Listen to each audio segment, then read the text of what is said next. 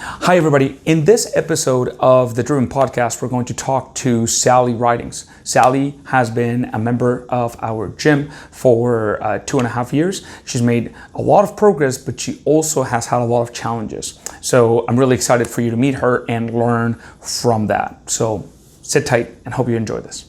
So today I have the pleasure of having Sally here with us, and Sally has been a member of our gym for 2.5 years. In that time, you've lost almost, how many? Almost 70 pounds. Almost 70 pounds, but obviously there's a much deeper story there, right? Like that's what everybody can see. That's the tip of the iceberg, but there's a lot. So, Sally, thank you so much for agreeing to being here and sharing with us. So, if you don't mind, bring me back. When is the first time that you remember thinking about your weight? How old were you? I was probably still a teenager. Okay. At the time, yeah. And what, was it in school? What do you remember? Just being worried about being considered too fat or that kind of thing. And I don't even think there was an issue with my weight at that point. Right. It was just in my mind. And if you had to guess, or do you remember, give or take, how much you may have weighed? Oh, when I was feeling like I was good? Yeah. I have no idea. All right. And that would have been when I was about 21. Mm-hmm. And yeah, I had been working out, I was doing really well with food, and I was feeling really good, and I just never weighed myself that entire time. Because you felt good. I didn't have a scale. Right. I didn't think about it. And so what got you started with working out at such a young age? Because, nowadays too, a lot of people don't even think about exercise or eating healthy until they're trying to fix a problem. At that point, my grandfather had passed away. I was living with my aunt. It was her dad. Mm-hmm. And she was feeling like she needed to get out and do something because she was worried about being depressed and that kind of thing. And her doctor suggested going to the gym. Right. So she and I both went in. We paid for 3 months at the rec center, and we just started doing it that way. Mm-hmm. And did you enjoy it right from the beginning? How did you even know what to do? We made an appointment with someone just to kind of bring us through what was available to us and what our goals would be, and kind of give us different exercises to do. And I just stuck with those same exercises the entire time, every time I went. Yeah. But yeah, it was good. Yeah. I liked going. I felt good going. And so at this point you're 21. You were in pretty decent shape going into this, right? Yeah. How long did you stuck with it? Actually, I was probably younger than 21 when we started that. Okay. But yeah, it would have been, I would say, about 2-3 years. Okay. And then we ended up moving, and I canceled my gym membership, which I wasn't really using very well at that point to start with. Right. So I just didn't pick it up again. And then what happened? Because you just said that at about 27, that's when you were like, okay, now. I don't know necessarily. I was going to school, I was going to work, there wasn't a whole lot of time for anything extra necessarily. Kind of had moments where I wasn't really getting out too much either, kind of staying home more often, and things just kind of snowball. At which point did you have kids? I had my son Nolan when I was 29. All right. So I definitely gained some weight during pregnancy. Yeah. After pregnancy, didn't really get much of that off at that point. And then same with after my daughter. Was that something that you were were you trying to lose weight in between those pregnancies, or were you just I tried a couple times, not necessarily very well. What did you do? What did you try? Consistent. I tried certain calorie amounts for what I was eating. Just tried doing lighter exercises, like walking, that kind of thing. But I tried juicing at one point as well. Fun. But didn't really stick with it. Yeah. And so what would you say was your heaviest point? I don't know for sure if I was heavier than I was when I first started at Driven, because I had no idea what I was weighing at that point. Right. So what you remember is what you weighed when you came to Driven, which was July 2017? 2017, yeah. Okay. And how much did you weigh at that point? Do you remember? 287.8, I think something like that. That's crazy, because I don't remember you, like that's almost 300 pounds. You're basically scratching 300 pounds. And I don't remember, just like seeing you and being like, yes, she's almost 300 pounds. Tell me about how you discovered Driven. Like, how did you end up at Driven? Facebook. Okay. Scrolling through and I kept seeing your face. Yeah. So what part of well, I was gonna say, what part of my face did it? Because, I remember this, and maybe the person that I'm gonna quote right now is watching, but I remember someone telling me, you don't have a good face for this. Oh. Literally. Like your face is not a very friendly face for social media, like straight up. And they were like, you have facial hair, like, and I was like, that's a good point. Like, I was like, yeah, you're right. So from your perspective, you keep seeing this hairy face on Facebook. What made you feel comfortable to book an appointment, or what did you do? What was the very next step?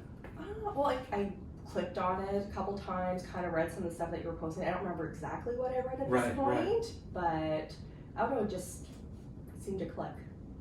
Something that I wanted to try at least. And, Was part of the realization of, holy crap, I'm almost 300 pounds? Like, was that creating some sort of urgency in you, or was there something else that made you be like, maybe now is the time? Like, did you not keeping up with my kids. Right. They're wanting to run around and play. So Alora would have been 3, so Noah would have been about 7. Right. Yeah. So. Yeah, they're hard to keep up when you're in shape, like, let alone. So I was able to run around the yard really that much, and getting up and down constantly was difficult. I was definitely having back problems on a regular basis, and I was told to try to work on my core strength to kind of fix that. By a doctor, or? By a doctor. All right. So doctor didn't recommend like nutrition or? Nutrition, yeah. I actually initiated with him. They have some programs through the health unit about craving change is one of them, where it talks about eating habits and food choices and that kind of thing. Stress management was one that I went to, and that kind of stuff. But of course you take all this in, you apply it for a little while, and then things start to fall away, and you just, unless you go back to it and look over things, you don't quite stick with it. And that's what happened with me. Yeah, the demand in life, especially for parents, it's just never ending throughout the day, right? And then you get to the end of the day, and when the kids are finally in bed, you're like, now it's my time. Like, this is the 1 hour that I get out of the whole day that is to myself. So we tend to not put that hour into meal prepping or setting ourselves up for the next day. Not usually, no. Yeah. Okay, and so let's say when you came into Driven, what was the first thing that you remember? We sat down and we spoke. What were your thoughts during that conversation? Well, there was definitely some fear about, being able to come in and do what, I was going to need to do. Did you almost cancel? No. Good. No, I had made a commitment, and I was definitely going to stay. I signed up for this, I think it was 6 weeks, was the original one, and I knew, I'm like, okay, I could just do it for 6 weeks, but yeah. Did you know that 60% of people that book an appointment with us don't show up? Oh. So, right that. Show up, you can make an appointment. Yeah, so that right there, that's why usually when I'm sitting with someone for a consultation, I'm always like, thank you for showing up. It's a big deal. And so if we could go back to that moment when you're sitting across from me that first time, what is the fear? What are you afraid might happen or might not? Oh, it's always failure. Yeah. Yeah. Like, were you afraid of putting in the work and you not being able to lose weight? I think it was just more putting in the work, putting in the work. Right. Because consistency obviously hadn't been there for me at that point. Yeah. And or having some success and falling backwards. Right. Which happened. So it was a lot of, so it's almost like you were unsure of your own ability to be consistent? Yeah. Right. And was that based off just previous experiences, like Yeah. trying several times Trying and just several not times, not really sticking with something, and right? yeah. When you came and you joined, how long had it been since you were doing workouts like what you do now? Had you done something like this before? Not specifically like this. It would have been just showing up to a place like the rec center, doing your own and thing, jumping on a bike, and then doing some of the weights, and yeah, right? That would have been it. And that would have been when I was like 21. Right. Yeah, which is very different. Like 21, single, you know, yeah. and in decent shape already, Yeah. you know, versus 30 some with kids Kids and almost 300. Were you worried about coming into the workouts themselves and not being able to keep up, or that's something that I hear often? Was that the case for you? Definitely was. I was worried about just being in a social situation because I have social anxiety. Right. So just being in that group was kind of nerve-wracking to start with, but everyone was so great. Like my first class was an evening class. Decided to do chest and back was on Mondays at that point, and Katie was our instructor, and I think Dion was there, and she was the first person I worked out beside, and she kind of helped me out through my workout that day. For your first workout. Yeah, took a couple breaks where I didn't do a station for the entire thing just because I needed to just stop. Right. But yeah, I do that sometimes too. I just pretend that I have to go to the washroom, or that I have to like tie my. Sorry, it came undone again. At this point, if I do run off to the washroom, it's because I have to go to the washroom. Right. Awesome. Now, something that I really want to talk about is how. I mean, okay, so fast forward to now, and you are absolutely crushing it. You're the first person that we invite to come here and sit down because we have our team meetings with our staff, and we asked, who do you see that is crushing it? And everybody was like, Sally. So that's awesome. But I know that at the beginning, it wasn't quite like that. So tell us a little bit about that. Well, I did my 6 weeks, made it through, was really excited about joining. How did those first 6 weeks go? Really well. Yeah? Yeah, I enjoyed it. I was definitely doing 3 classes a week. I tried every class that was available because I wanted to see what I liked, what I didn't like. Yeah. And I was really excited about continuing on. And I got through another 2 or 3 months, and then November kind of hit, and I kind of fell off, wasn't there for a while, and then it was, I think, 3 or 4 months before I came back again. Durban was in the new location at that point, and only made it through about a month, and then I was gone again. Right. What was it?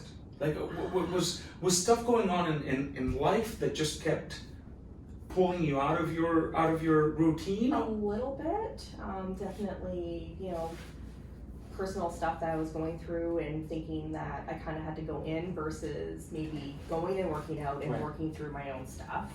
Depression kind of set in, and I don't know, November seems to be a hard time for me. I think it has to do with just how dark it is here and everything else. Super and cloudy. It just kind of brings everything down on top of that. And then of course when I'm not showing up, I feel guilt about not showing up, and then I feel fear about coming back, and everyone's like, where were you? What's going on? And you actually had reached out and asked me how things were going. And then you're like, okay, you're going to meet with me on this day. We're going to talk about how things are going, get you back on track. And that helped. And I went from, I think it was beginning of August until about mid-November, and then I kind of fell off again. All right, so now we know, and we have it on record that around October, we need to tighten it up so that we can blast through November. So how long has it been now since you've been back and consistent? Because it's been now some time, I think. It has been a bit, but I have had gaps in there. So I think it was in February last year that I kind of came back, which was great because it was so much earlier than the year before. So that was like a step in the right direction. I made it to about end of May, and then I went home for 3 weeks to Ontario, and that kind of threw me off my pattern and my rhythm. So then I was back again beginning of July and came straight through, and I missed 3 weeks closer to Christmas, but I was really sick. And it was one of those things where I'm like, hey, well, I was sick at least. It wasn't me not just showing up. Right. So it's almost like it's not that you never fall again. It's just that you're learning to get back up sooner. Yeah. Right? Yeah. That's key, right? Like that's something that I try to convey to our members very often. Like it happens to every single one of us, and we just get a little better at getting up sooner and not judging ourselves too hard when that happens, because we are human, right? So now, something that I forgot to ask earlier, when you had that gap, when you weren't showing up to the gym, you know, your first 6 weeks go by, you do really well, and then, you know, November hits, and did you lose some of the progress that you had made? Oh, yeah. Okay. And so when I reach out to say, hey Sally, where are you? When are you coming back?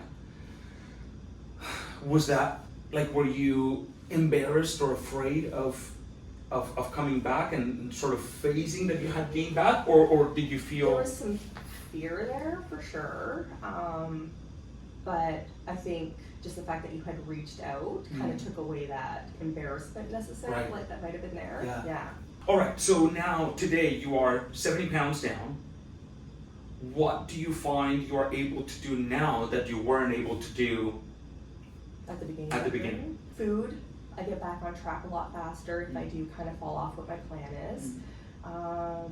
Getting to my workouts more consistently, definitely kind of keeping my accountability just to myself, which has been big, because that was one of those things where if I didn't put it out there in the world, I didn't necessarily have to do it, but now I'm like, okay, I didn't put it out there, but I'm still doing it. You mentioned food. Yeah.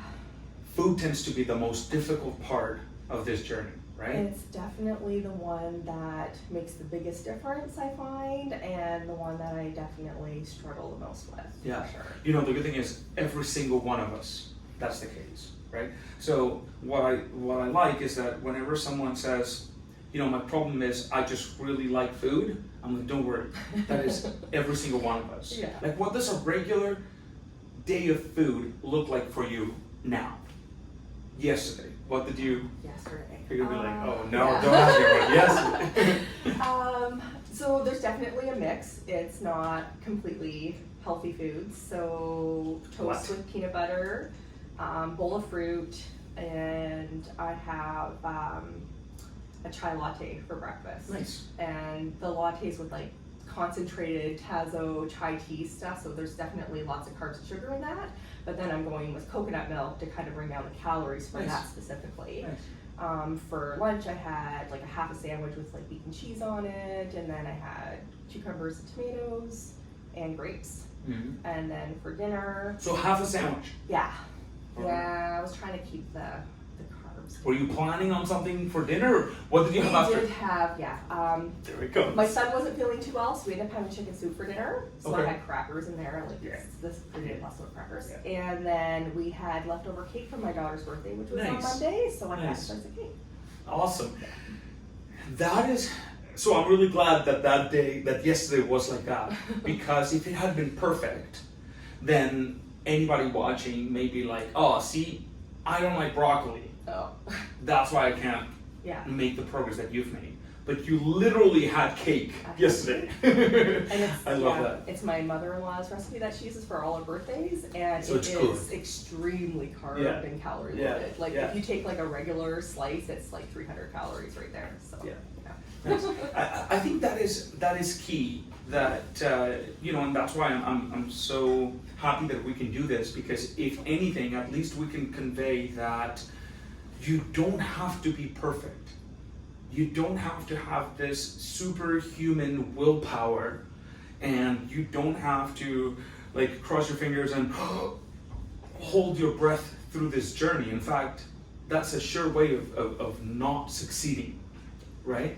Whereas this is a lot more realistic, more sustainable. Exactly, and I think that's been like some of my downfall on the way was you know, holding on tight and trying to stay with everything just perfect, and then as soon as something didn't quite meet that perfect level, it was just gave up. And Now nowadays,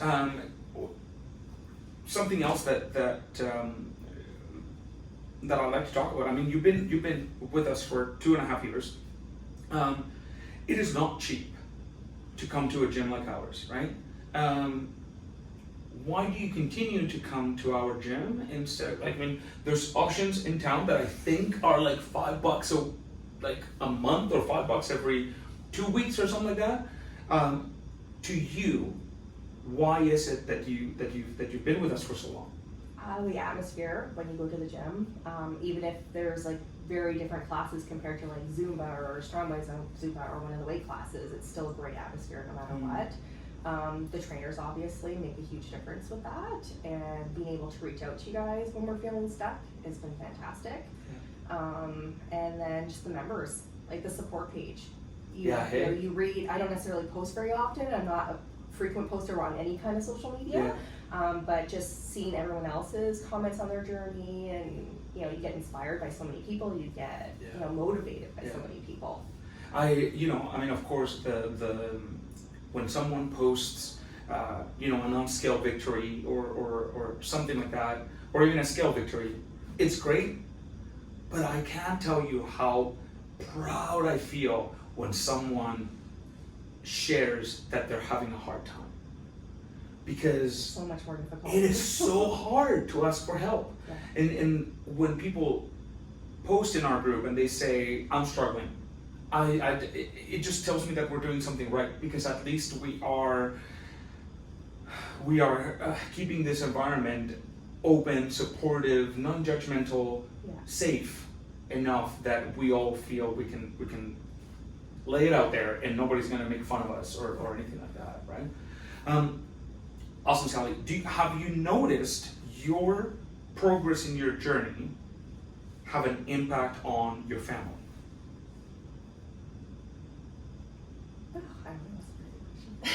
Like, so if at the beginning, one thing that you noticed was that it was very difficult to keep up with your children or take them out, or Yeah, it's definitely easier to, play around, either it's like wrestling or running around outside or, going for walks. Just having the energy in the evenings with working out has made a huge difference. Definitely helps my mood when I'm working out, which of course benefits everybody in my household. Right. I think you need a workout. And I don't know, healthy eating choices where the kids see me kind of weigh options and choosing something healthier. And my daughter has this weird thing where she thinks all I eat is broccoli, which is not true by any means. Cake. But I'm hoping that by showing them that, making healthy choices in the long run will benefit them much. Yeah, 100%. I think our generation is a generation that is going to play a huge role in the big picture, because I grew up looking at exercise and diet, because we didn't talk about nutrition back then, we just talked about diet, as a way to fix a problem. You didn't really, or at least the way that I grew up, we didn't see fitness and nutrition as something that you just did. You did it to fix a problem or to solve an issue or work towards something very specific. Yeah. Whereas now our kids can see, oh, it's just what they do, and okay, there she is eating broccoli, but here she is eating cake. Like, it's not, I remember my mom doing some diets that I would worship on my worst enemy, like they were hard, right? So it's nice to see that you're able to lead by example and show them a more balanced approach to life, right? What would you say to someone that maybe is where you were 2 years ago or almost 3 years ago, where maybe they keep seeing stuff on Facebook, wherever they live, there's probably a million options around them, but it's scary to take that next step. What would you say? Well, it's actually a post I think that many people have shared or come across many, many times is, where would you be today if you had started when you first thought about starting this, right? Because time's going to pass whether you're doing it or not, and getting started at least gets you moving in the right direction. Yeah, that's a really good one. It's one of those things where, if you're at a fork in the road right now and you can choose to go this way or that way, all right, so 50-50 chance that you end up in a really good place, 50% chance that it doesn't pan out and it just continues along the same. Yeah. But if you only continue in the same path that you are, then with 100% certainty, things will not improve. Yeah. Right? If nothing changes, nothing changes. Okay. Awesome, Sally. Thank you so much for this. It was awesome. I think that hopefully you guys got a lot of value from that. I wanted to ask you like specifically what do you eat? Just so that people could get an idea of what it really looks like. So thank you so much for joining us today. Thank you. This has been great. Awesome. Thank you guys.